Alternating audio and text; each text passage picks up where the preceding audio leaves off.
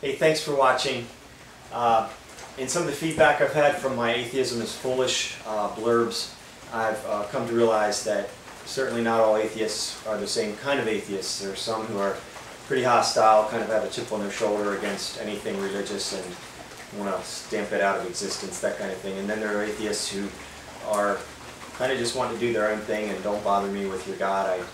I'm not there, I don't believe in that, and that's where I'm at, and friendly folks. And there's a whole range, and I understand that. It's very similar. There's some people who would probably be very close followers of the teachings of Jesus Christ that kind of may be ashamed to call themselves Christians because there's so many people that say they're Christians, but they actually know nothing about the Christ they follow and really do disservice to His name. So I understand that, and I apologize if I've kind of responded maybe to the one kind of atheist that is kind of hostile and thinking that all are.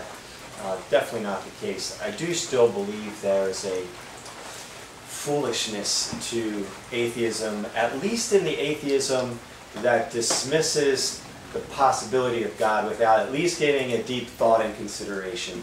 Because again, just common sense that when we look at anything of design and complexity, an orchestra, symphony, we assume a designer. And why would it be different? I use this little illustration of a space station that can sustain life for a given period of time, and then needs to be patched up and fixed and refueled and refitted, etc. And I think about Earth, that's kind of like a space station that's been floating around for however many years, sustaining life, kind of healing itself, all its own enclosed processes, and everything is just balanced and works, and it's so awesome.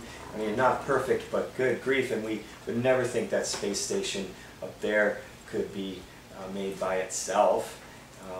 And yet the Earth, I just think at least give thought to the potential that there's a creator to this thing.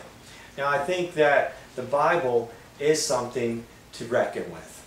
As I gave in my last talk of the part 2, that just the archaeological evidence and the bibliographic evidence alone concerning the Bible says it's a book to be considered and reckoned with as far as a historical record that is accurate in many levels. And again, we can't recreate miracles, but the whole thing in a court of law, if it has, if there's reasonable evidence that something's true here, true here, true here, true here, well, the thing maybe we can't recreate, maybe you could assume there's a basis of truth, at least undergirding it. And one thing I want to get to real quick before getting back to the Bible is this. A lot of people are saying, hey, your Christianity and faith and all this stuff is anti-scientific, and in fact it hinders the progress of science. They say dead wrong. That's so wrong. Even Copernicus and Galileo, while they were challenged by the mafia that was running the church at that time, and it was a mafia running the church, it wasn't true followers of Jesus with all their pomposity and wealth while they're using a bunch of people to get rich from. That had nothing to do with Jesus, and Jesus warned there'd be false teachers, and the whole New Testament warns against them who would do these things for their own profit. So that doesn't discredit the teachings of Jesus Christ or His life or His followers. But anyway, even Galileo and Copernicus were ardent believers and followers of Jesus Christ.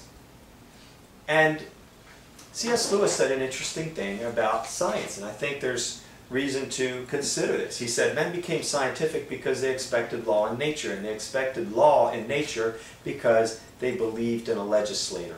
And I want to read a list of scientists, famous scientists, you'll recognize most of these names, who are not only famous scientists, but really the founders of entire branches of science. These are all people who are at the very least theists, and most of which were pretty passionate followers of Jesus Christ and didn't mind talking about it. Antiseptic surgery, Joseph Lister. Bacteriology, Louis Pasteur. Calculus and dynamics, Sir Isaac Newton. Celestial mechanics, Johann Kepler. Chemistry and gas dynamics, Robert Boyle. Comparative anatomy, George Cuvier. Computer science, Charles Babbage. Electronics, John Ambrose Fleming. Electrodynamics, James Clerk Maxwell. Electromagnetic field theory, Michael Faraday. Energetics, Lord Kelvin. Entomology of living insects, Henri Faber. Fluid mechanics, George Stokes. Galactic astronomy, Sir William Herschel. Genetics, Gregor Mendel. Glacial geology, ichthyology, Louis Agassiz. Hydrography, oceanography, Matthew Maury. Hydrostatics, Blaise Pascal. Isotopic chemistry, William Ramsay. Model analysis, Lord Rayleigh. Natural history, John Ray. Optical mineralogy, David Brewster.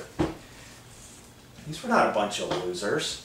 These are guys that were very bright, far brighter than me. I took chemistry twice in high school because I liked it so much. Now I had to. But these were brilliant men that believed in a God.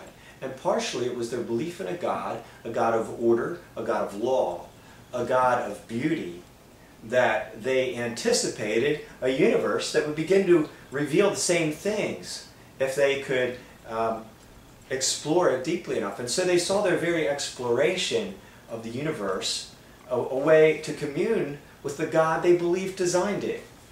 And it spurred them on. It didn't hinder them. It didn't hinder them, nor does it today. In fact, a recent poll that I read on an MSNBC blurb online said that 76% of physicians in the U.S. claim belief in God. These are not dummies. These are people, and 55% of them believe that God actually answers prayers in surgeries. These are physicians. Check it out. Do a Google for physicians, faith in God or something. You'll see it. So what's all this stuff throwing in the face of people like myself who believe in God, that we're just a bunch of dumb losers? Could we all be that wrong? Are we all that blind and stupid? Come on.